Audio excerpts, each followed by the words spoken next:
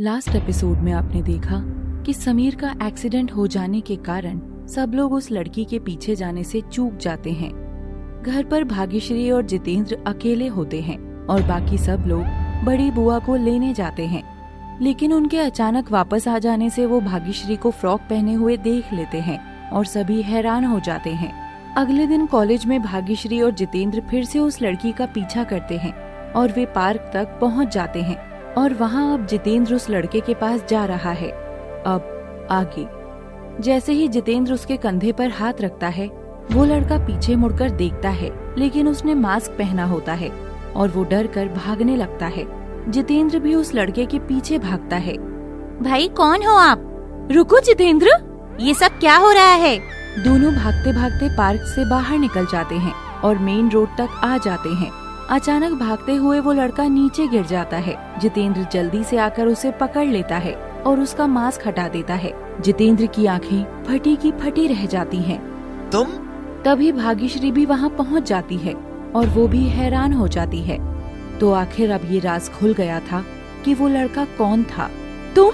रवि, मुझे सच में यकीन नहीं हो रहा कि तुम ऐसा कर सकते हो। तभी वो लड़की भी वहाँ पहुँच जाती है।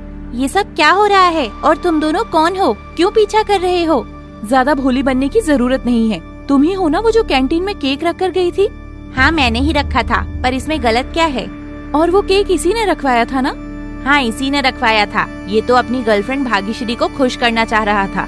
गर्लफ्रेंड? Shut up! वो लड़की मैं ही हूँ और जितेंद्र मेरे हस्बैंड है और ये रवि मुझे भाभी बोलता है। ये मेरा दोस्त है और इसने हमारे साथ ये सब किया। थू है तुम पर। रवि, तुमने ऐसा क्यों किया? मुझे लगा तुम सच में किसी लड़की से प्यार करते हो। मैं तो तुम्हारी मदद कर रही थी। तो क्या तुम्हें नहीं पता था कि ये सब मेरे साथ कर रहा है? नहीं, मुझे पता होता कि तुम शादीशुदा हो तो मैं इसकी हेल्प न करती। इसने बोला कॉलेज की किसी लड़की को पसंद करता है। लानत है तुम पर रवि। मुझे शर्म आ रही है कि मैंने तुमसे दोस्ती की। वो सब फूल लगना, ब्लैक बोर्ड पर लिखना तुम्हारे काम थे, है ना?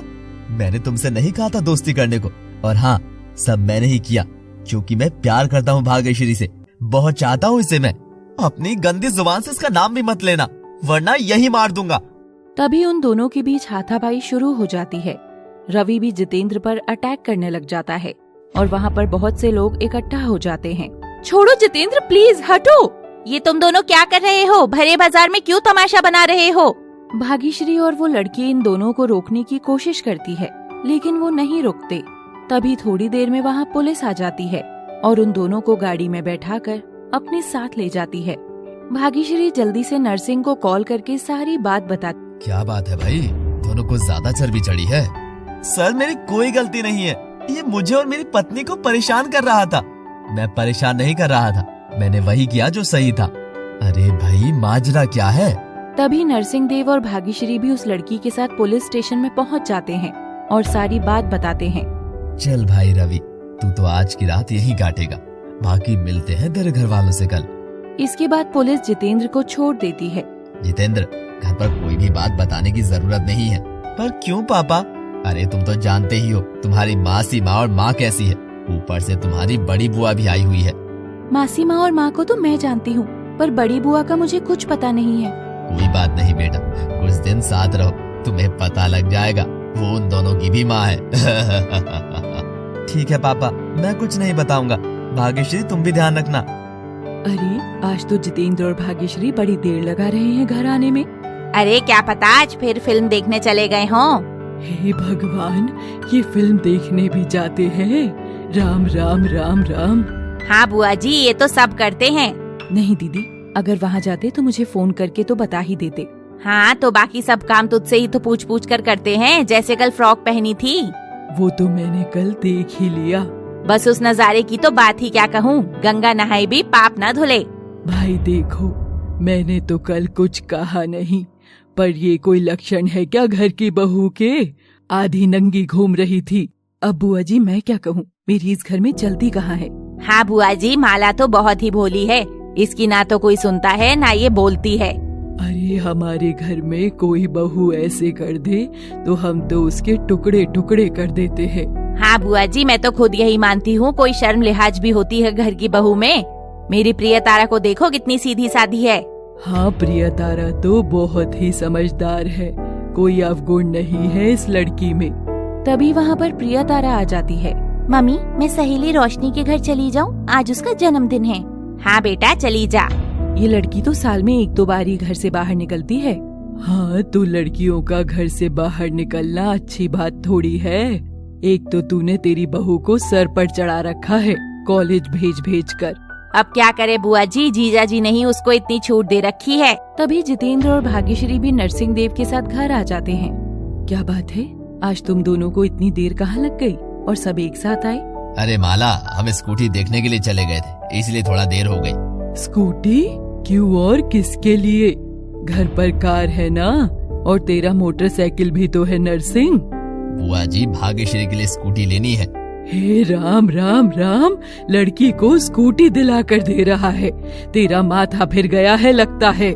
मुझे तो लगता है इनको भी मासी माँ ने अपने रंग में रंग दिया है। नहीं भाग्यश्री, ये पहले से रंगी हुई ही आई थी। अरे बुआ जी, जमाना बदल गया है, आपके वक्त की बात और थी। भले जमाना बदले ना बदले, जैसी लड़कियां पहले थी वैसी ही अब हैं। अब मैं आपको क्या बोलूं बुआ जी। ए लड़की, तू क्या करेगी स्कूटी लेकर? मैं तो कहती हूँ कॉलेज ही क्यों जाती है। स्कूटी लेकर चलाऊंगी, चलाकर कॉलेज जाऊंगी, कॉलेज जाकर पढ़ूंगी। इसकी जुबान तो कैंची की तरह चलती है। पर बुआ जी, मैंने आपको कुछ गलत तो नहीं कहा? तूने मुझे जवाब ही क्यों दिया? जब मैं कुछ पूछ रही हूँ तो तुझे चुप रहना चाहिए। ओह अच्छा, तो आप मुझसे कुछ पूछे तो मैं चुप रहूं? ठीक है, मुझसे गलती हो गई, मैं आगे से ध्यान रखूंगी। इतना कहकर भाग्यश्री अपने कमरे में चली जाती है। जितेंद्र भी उसके पीछे पीछे जाने लगता है। क्या हाल है घर की बहू के जितेंद्र? दिखता नहीं क्या तुझे? मेरा फोन आ रहा है, मैं बाद में बात करता हूँ। झूठ बोलकर जितेंद्र भी वहाँ से चला जाता है। ये देखो जोरू का गुलाम पीछे पीछे चला गया। तू कुछ नहीं कहेगा नरसिंह? बुआ जी, मुझे तो नहीं लगा कि उसने आपको कुछ गलत कहा। चल ठीक है, तुझसे तो बात करना ही बेकार है। ये क्या बुआ आई, आफत ही आई है। मेरे घर में मासी माँ और मम्मी कम थी, जो एक और आ गई है।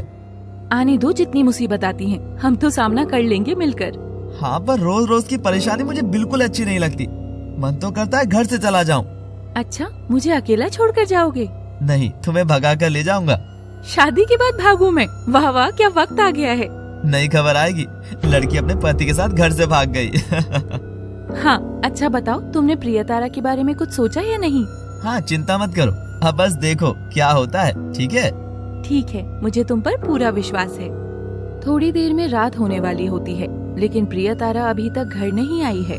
क्या बात है, आज लड़की घर नहीं आई? अभी फोन करती हूँ।